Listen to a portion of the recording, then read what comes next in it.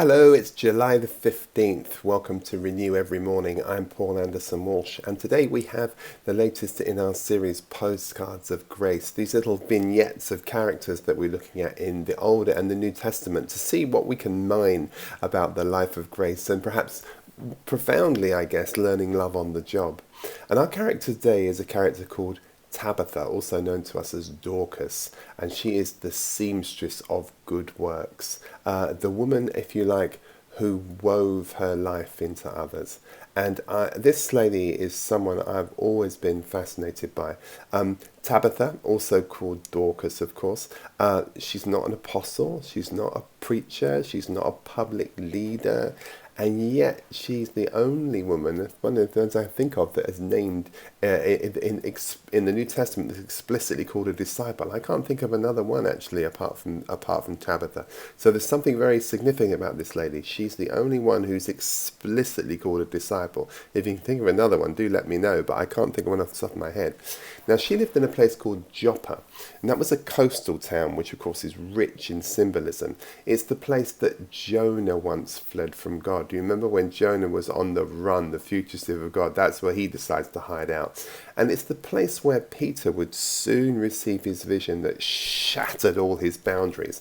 He was sat on the roof, do you remember, at the house of Joppa, and he has that vision of the open heaven and the ladder. He sees that incredible vision as was shown to us by Jacob and Jacob's ladder, but this is its New Testament or New Covenant equivalent. And right in the middle of it all, we meet this woman called Tabitha.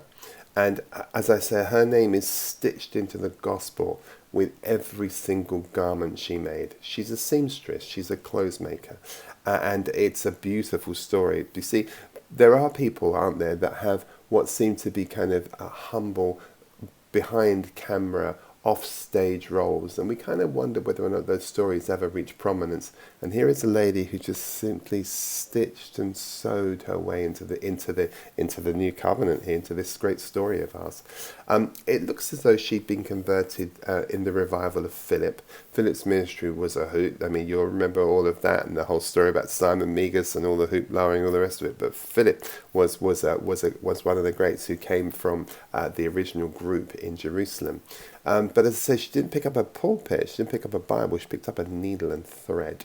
And she gives us, I think, as she works, she sews the kind of golden thread of redemption through every single thing she does. In Acts chapter 9, where we see her, we read this about her, and it's what a tribute. Tabitha was always doing good and helping the poor. Isn't that just lovely? Tabitha was always doing good. She was an inveterate. She just couldn't do anything other than doing good and helping the poor. And not sometimes, not when it was suited her, not when it was convenient, not when people were looking, always. And she wasn't just a philanthropist by wealth, but by will, you see. She just didn't give away clothes. She gave herself, and it's really very beautiful. She didn't just do works. She did righteous works. She wasn't in search of works righteousness. She wasn't trying to work her way to heaven. It was heaven for her to work. It was a different idea. And there's a world of difference between those two. And so she clothed those in the world who'd been cast off widows, the forgotten, the threadbare, the left behind. And that was her ministry, if you like. And when she died, can you imagine the shock waves of this woman dying suddenly? You kind of go, what? I mean, this is the woman who spent all her time doing good, and she's dead. Now, what do you do about that? And it wasn't her estate, if you like, that people remember. It was the garments, the stitches, the generosity. And the grieving women, they held up the tunics that she'd sewn for them. They literally were a people in Joppa, a community that were covered by her compassion. And here's the wonder. Her life was so precious. She meant so much to the community that they summoned Peter. Now Peter arrives, and Peter's presentation here, the way that Luke records this in Acts, is so interesting, because you're going to see an absolute carbon copy of the healing of Jairus, the raising of Jairus' daughter, and it's as though Peter's got a kind of a kind of playbook that he's seen of Jesus, and he do the same thing. It says in Acts, it says he kneels, and using exactly the same words and cadence that Jesus used in raising Jairus' daughter, he speaks two words: Tabitha, arise. Tabitha, get up.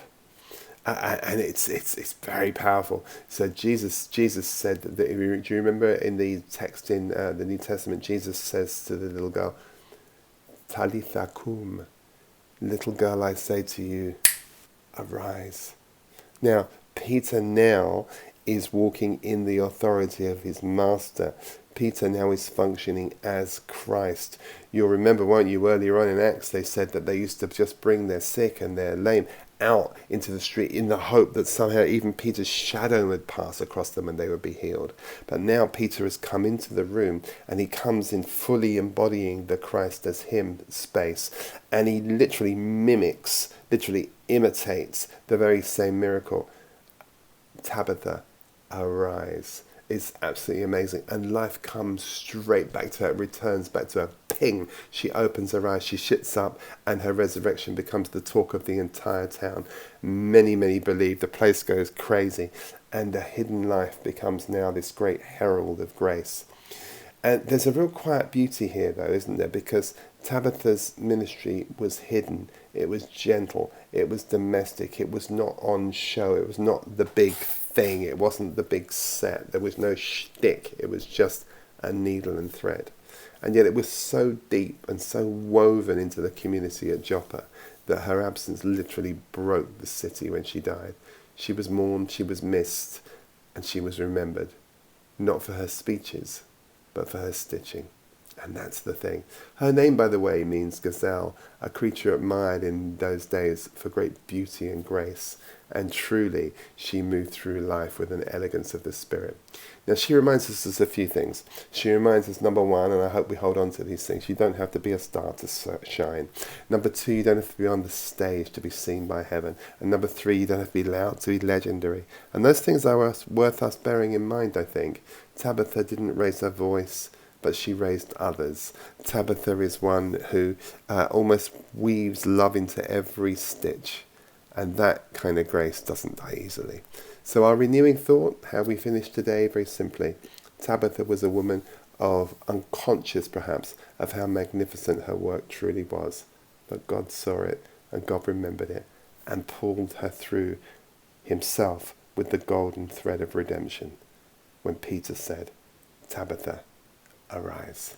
All right, God bless you. Have a great day. See you tomorrow.